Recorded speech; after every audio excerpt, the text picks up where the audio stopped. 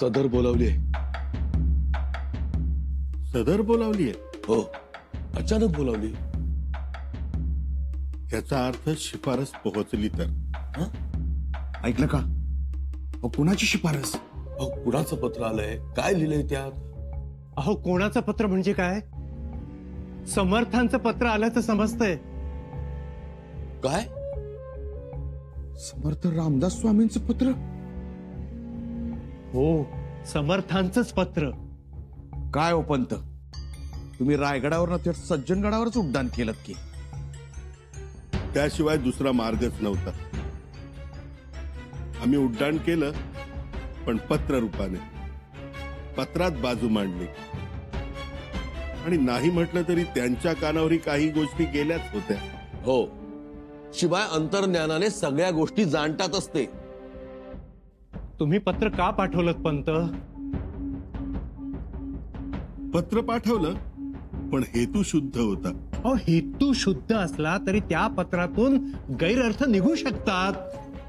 बाळाजी पंत, तुम्ही भविष्य सांगायचा धंदा सुरू केला का हो? गैरअर्थ निघतील म्हणे. तुम्हाला का जाते बोलायला? इथे ज्याचं जळतं त्यालाच कळतं, बरं का? मी काय म्हणतो, ऐकलं? काय ऐकलं का? अहो, आज किती दिवस झाले आम्ही पदाशिवाय आहोत. पंख नसतील तर गरुडाचंही गाठोडच होतं की हो. कोणीही ठेचा मारल्या तरी काय करणार तो? अख्खा आसमान नजरेत भरून घेणारा तो पक्षीराज, पण घायाळ होतो ना. तसं झालंय आमचं. कळलं? समजतंय हो. तुम्हाला सगळंच समजलंय हो. म्हणूनच रडून महाराजांच्या कनपटी लागून तहहयात तुम्ही चिटणीसी घरात आणलीत. तुम्हाला जमलं, आम्ही काय करावं? गैरअर्थ काढताय. कर्तृत्वाच्या जोरावर मागतोय, त्यात गैर काय?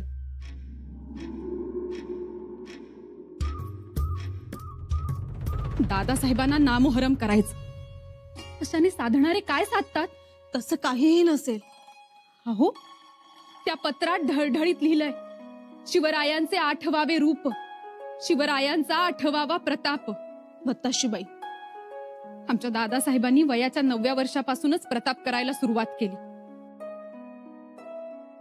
आमचं ऐका ना, तुम्ही नका वाईट वाटून घेऊ.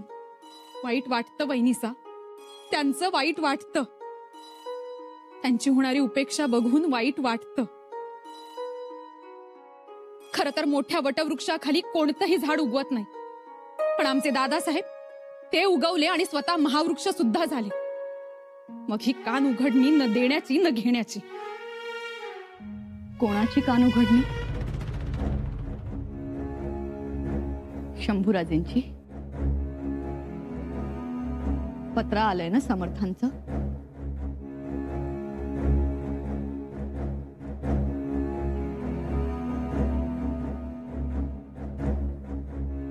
हो मातोश्री. काय लिहिलं असेल हो त्यात? कारभाऱ्यांना सुखी करून सोडा आणि आबासाहेबांसारखं वागा, असा मजकूर आहे पत्रात.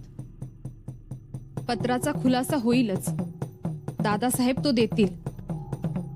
परंतु एक मोठी उत्सुकता होती. विचारू? कशाबद्दल? काही दिवसापूर्वी तुम्हाला अनाजीपंत भेटले होते. काय म्हणाले? जबाबदारी हवीये त्यांना, पद हवंय, शिफारस करा असं म्हणत होते. तुम्ही नकार दिला असेल? हो, आम्ही नकारच दिला. पण तरीही ते शंभूराजेंवर दबाव आणणार असं म्हणत होते. असं काय झालं? काही नाही मातोश्री, परंतु दादासाहेबांवर त्यांनी दबाव आणायला सुरुवात केली तर, म्हणजे समर्थांचे पत्र हा त्या अनाजी पंतांच्या कूटनीतीचाच एक भाग असावा. अहो, समर्थ संत पदास पोहोचले. ते कशाला याद पडतील? कदाचित त्यांना खऱ्या राजकारणाची माहिती नसणार. तसंच असेल. समर्थांच्या पासून काही गोष्टी लपवल्या असणार. किंवा हे पत्र एक योगायोगही असू शकतो. ते कळेल लवकरच. आज लय तातडीनं सोत्रीवर बोलावलं. जी महत्वाचं काम असणार त्याशिवाय एवढ्या तातडीनं बोलवायचे नाही. अनाजी पंतांनाही बोलवलंय. या अनाचे पंत आला काय ह्याच्या माग 12 भानगडी अशा चौकर उधळत येत्या. त्यांचीच काहीतरी गडबड असणार. या या या अनाचे पंत या. आज लय नटून तटून आलाय. काय सारवा सारव करायचा विचार आहे होय?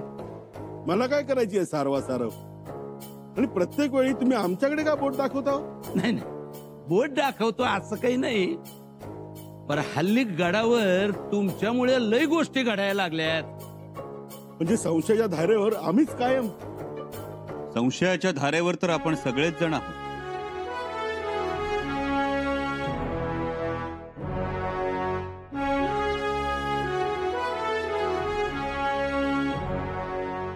आपण सगळे?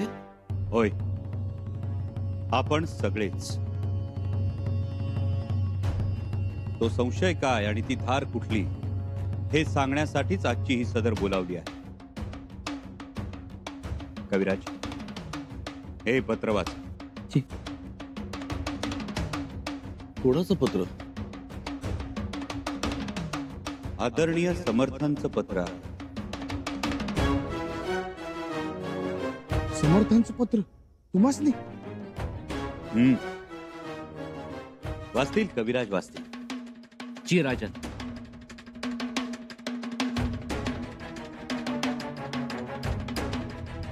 श्री रघुवीर कृपा विराजते, सकळ गुणमंडित राजश्रिया विराजित, चिरंजीव संभाजी राजियांसी अखंड सावधान असावे, दुश्चित कदापि नसावे. तज विजा करीत बैसावे एकांत स्थळी, काही उग्र स्थिती सोडावी, काही सौम्यता धरावी, चिंता परावी लागावी अंतर्यामी. मागील अपराध क्षमावे, कारभारी हाती घ्यावे, सुखी करुनी सोडावे कामाकडे. पाटातील तुंब निघेना, तरी मग प्रवाह चालेना, तैसे जनाच्या मना कळले पाहिजे. जनाचा प्रवाह चालला म्हणजे कार्यभाग आटोपला, जन ठाई ठाई तुंबला म्हणजे खोटे. श्रेष्ठी जे जे मिळविले त्यासाठी भांडत बैसले, मग जाणावे फावले गनिमासी. ऐसे सहसा करू नये, दोघे भांडता तिसऱ्यासी जय. धीर धरुनी महत्कार्य समजूनी करावे. आधीच पडली धास्ती म्हणजे कार्यभाग होय नास्ती, या कारणे समस्ती बुद्धी शोधावी. राजी राखता जग, मग कार्यभागाची लगबग, ऐसे जाणूनी सांग समाधान राखावे. सकळ लोक एक करावे, गनिमा निपटून काढावे, येणे करिता कीर्ती धावे दिगंतरी. आधी गाजवावे तडाखे, तरी मग भूमंडळ धाके, ऐसे न करिता धक्के राज्यास होती. समय प्रसंग ओळखावा, राग निपटून काढावा, आला तरी कळवून द्यावा जनामध्ये. खूपच सुंदर, खूपच सुंदर. माझी तर जणू समाधीच लागली होती.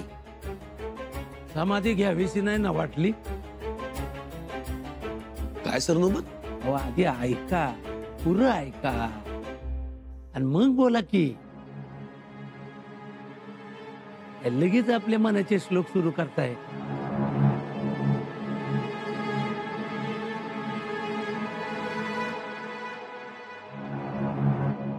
राज्यामध्ये सकळ लोक सलगी देऊनी करावे सेवक, लोकांचे मनामध्ये धाक उपजोची नये.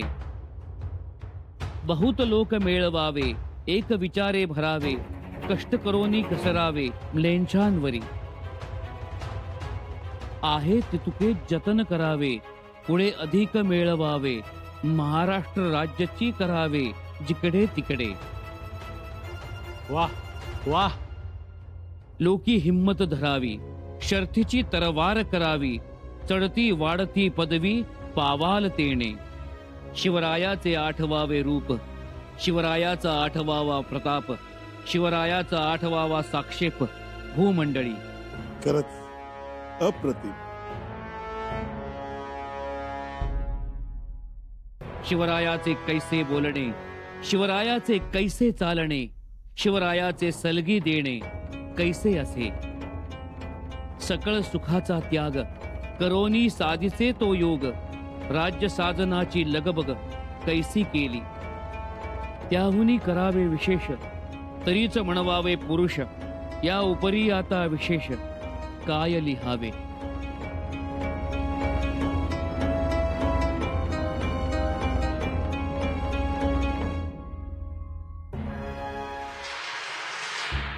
कसं वाटलं पत्र रावजी नाना? पत्र नव्हे, हे समर्थांचा उपदेशच आहे हा. मला तर वाटतं की महाराजांची शिकवण आठवावी असा सल्लाच दिलाय समर्थांनी. हो, हे सल्ला उपदेशाच्याही पलीकडचे आहे. म्हणजे स्पष्ट बोललो तर माफी द्याल. बोला अनाजी पंत. हे पत्र जेवढा उपदेश आहे त्याहूनही जास्त कान उघडणी आहे. कान उघडणी? कुणाची कान उघडणी? कोणाची? पत्र कोणाच्या नावाने आहे?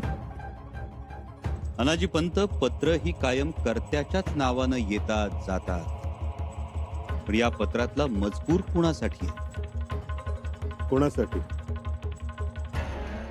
अनाजी पंत, अहो हे पत्र पाठवून समर्थांनी मोठाच उपकार केलाय आमच्यावर. त्यांनी आमच्या कामाचं कौतुक केलंय आणि आमच्याकडे काहीतरी मागितलं, आणि हे सगळं तुमच्यामुळे. आमच्यामुळे?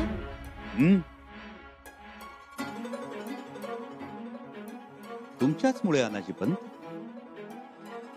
खरं तर तुम्ही समर्थांना तकलीफ द्यायला नको होती, पण तुम्ही त्यांच्या एकाग्रतेचा भंग केला, त्यांच्या ध्यान साधनेत खंड पाडला, त्यांच्याकडे तक्रारी केल्या, शिफारसी मागितल्या. म्हणून तर समर्थांना तुमच्या सुखाची आमच्याकडे विनंती करावी लागली. काय काय विनंती केली त्यांनी? मागील अपराध क्षमावे, कारभारी हाती घ्यावे, सुखी करून सोडावे कामाकडे. याचाच अर्थ तुम्ही आजवर जे काही केलं, आमच्या विरोधात कटकारस्थानं केलीत, आमच्यावर बिनबुडाचे आरोप केलेत, आम्हाला अटक करण्याचा प्रयत्न केलात, या सगळ्याला बहुधा समर्थांनी अपराध म्हटलं असं. नाही नाही, वाचण्यात काहीतरी गल्लत असेल. वाचण्यात गल्लत होऊ शकते अनाजी पंत, लिहिण्यात तर होणार नाही ना.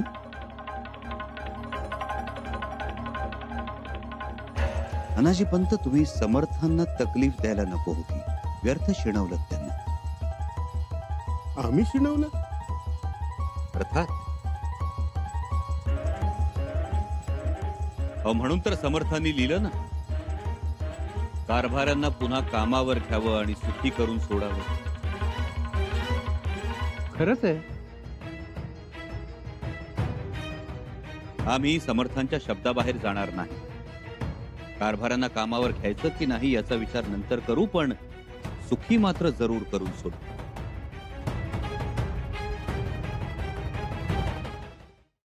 बाळाजी काका, समर्थांना पत्र लिहा.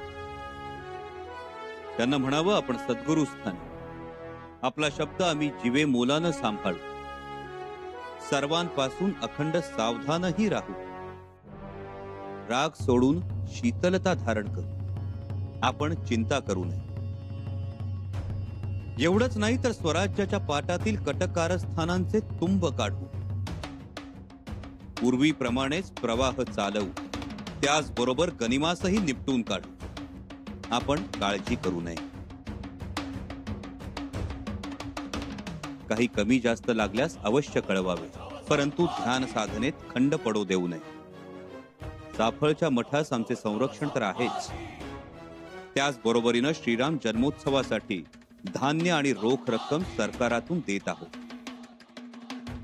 बहुत काय लिहीन, आशीर्वाद असावा, कृपा दृष्टी राहा. बाळाजी काका, या आशयाचं पत्र लिहून पाठवा. हो. आणि शिवरायांचे 8वे रूप लिहिलंय ते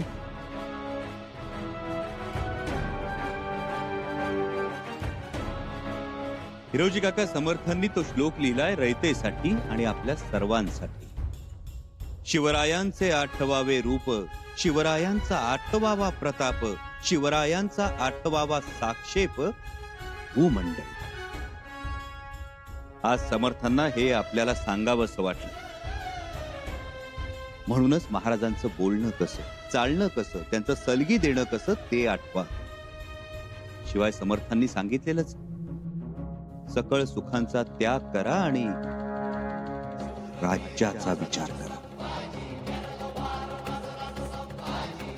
पर इथं कट कारस्थानाची साधना चालली ती नगर. खरंच अशी साधना नको मामासाहेब. बाळाजी काका, या पत्रातील 2 श्लोक सगळीकडे पाठवा.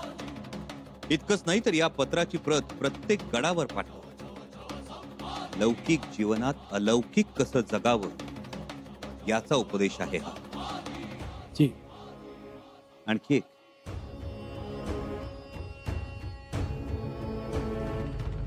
अनाजीपंत, आमची तुम्हाला एक विनंती आहे.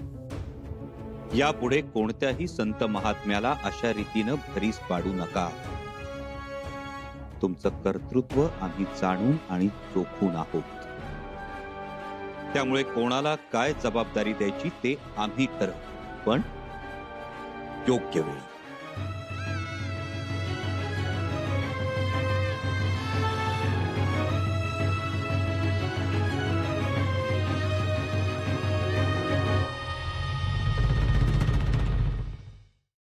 राजे, आज आम्ही खूप खुश आहोत.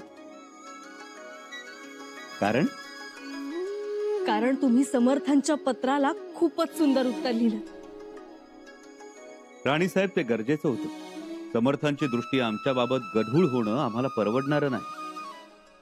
आणि समर्थांनी आज जे लिहिलंय, अखंड सावधान असावे, याचा अर्थ आम्ही बेसावध आहोत असं मुळीच नाही, हे समर्थ सुद्धा जाणतात.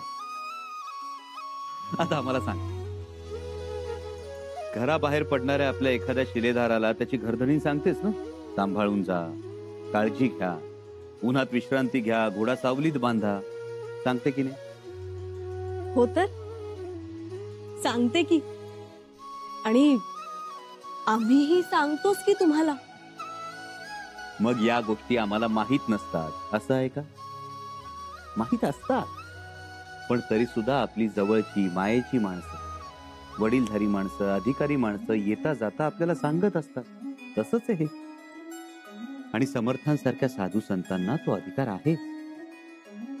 अर्थातच आहे. फक्त आपल्याकडे खिरीत सराटे खूप आहेत. त्यामुळे म्हणणारे म्हणणार, समर्थांनी आमची कान उघाडणी केली पत्रातून. हो, म्हणणारे आहेत खूप, अर्थाचे अनर्थ काढणारे. आणि तुम्ही बारकाईनं जर हे पत्र वाचलं तर तुमच्याही लक्षात येईल, हे पत्र कुणा एकासाठी नाही, सगळ्यांसाठी आहे, आपल्या सगळ्यांसाठी.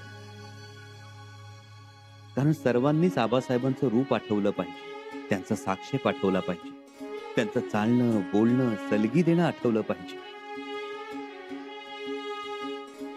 हा, पत्रातल्या कारभाऱ्यांविषयीच्या 4 ओळी मात्र शिफारसीच्या आहेत. हरकत नाही. म्हणजे समर्थांच्या म्हणण्यानुसार तुम्ही कारभाऱ्यांना क्षमा करणार तर?